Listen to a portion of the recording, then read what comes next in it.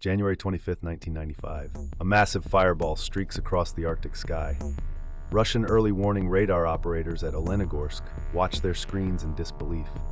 An unidentified object, resembling a U.S. Trident missile, is climbing from the Norwegian Sea toward Russian airspace. Within seconds, the alert is passed up the chain of command. In Moscow, President Boris Yeltsin is woken from sleep. The Cheget nuclear briefcase is opened.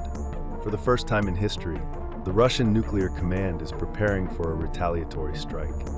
But this is no attack. It is a scientific rocket launched by Norwegian and American researchers to study the aurora borealis. The world has just come within minutes of an all-out nuclear exchange. The rocket at the center of the incident was a black Brant 12, a four-stage sounding rocket designed to reach altitudes over 1,000 kilometers. It was launched from the Andøya rocket range in northern Norway, a site that had conducted hundreds of scientific launches since the 1960s. The payload, instruments to measure the aurora borealis. The launch window was coordinated with the Norwegian Meteorological Institute and the US NASA. As a matter of protocol, Norway had notified the Russian Foreign Ministry of the launch, but not the Russian Ministry of Defense.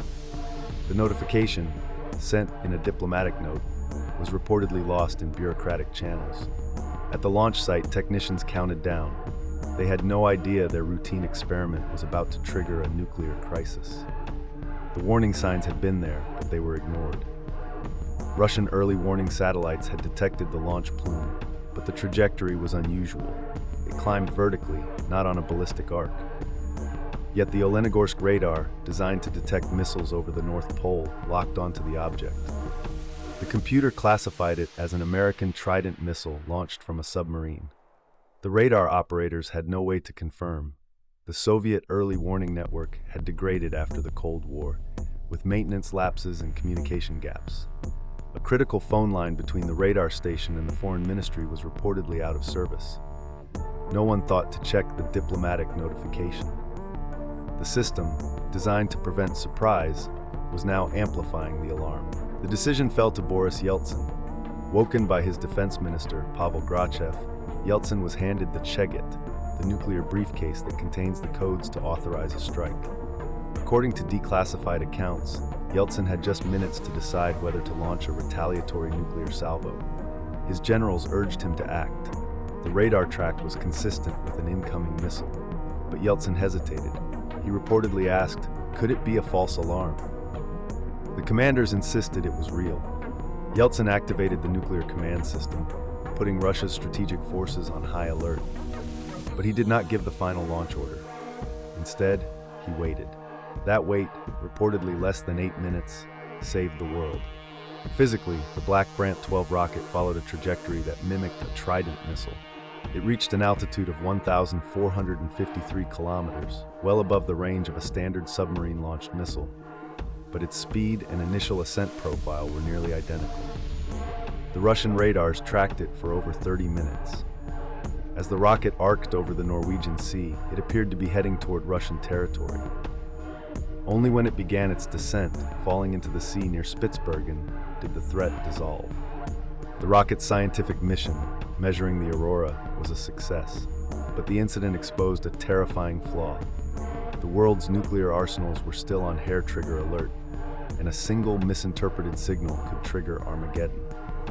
In the hours after the incident, the full horror became clear. Russian strategic bombers were reportedly scrambled, and submarine commanders were ordered to prepare for launch. The alert level had been raised to the highest peacetime readiness, a state not seen since the 1983 Stanislav Petrov false alarm. In Washington, the U.S. National Security Agency intercepted Russian military communications indicating a nuclear alert. American analysts were baffled. It took frantic back-channel calls to Moscow to confirm that no launch had been ordered. The world had come closer than anyone knew to a nuclear exchange. Later, a U.S. intelligence report concluded that the incident was the most serious nuclear false alarm since the Cuban Missile Crisis.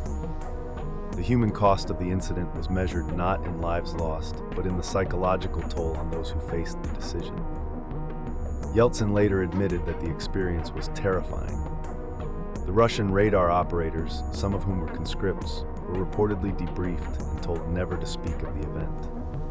In Norway, the scientists who launched the rocket were horrified to learn that their experiment had nearly caused a nuclear war. The incident also had a chilling effect on international scientific cooperation. For years afterward, Norway had to implement new notification protocols for rocket launches. But the deeper cost was the realization that the nuclear command and control system remained dangerously fragile, reliant on human judgment under impossible pressure. The cover-up began almost immediately. Russian military officials denied that Yeltsin had ever activated the nuclear briefcase, a claim contradicted by multiple declassified sources. The official investigation concluded that the early warning system had performed correctly, but that human error in interpreting the data had caused the false alarm. Yet no one was held accountable. The radar operators were not disciplined. The generals who urged a launch faced no consequences. In Norway, a government inquiry found that the diplomatic notification had been sent, but that it had not reached the right people. The incident was quietly filed away. It was not until years later, when Russian memoirs and declassified US documents emerged, that the full story was revealed. The legacy of the Norwegian rocket incident is a sobering reminder of the dangers of nuclear brinkmanship. It led to improvements in early warning communication. Russia and Norway established a direct hotline for future launches. But the underlying problem remains. Nuclear weapons are still kept on high alert, and false alarms continue. In 2010, a similar incident occurred when a US radar misinterpreted a rocket launch. The lesson of 1995 is that the system is only as reliable as the humans who operate it. Today, as geopolitical tensions rise, the risk of accidental nuclear war persists. Subscribe to Nuclear Disasters for more stories of the moments that nearly ended the world.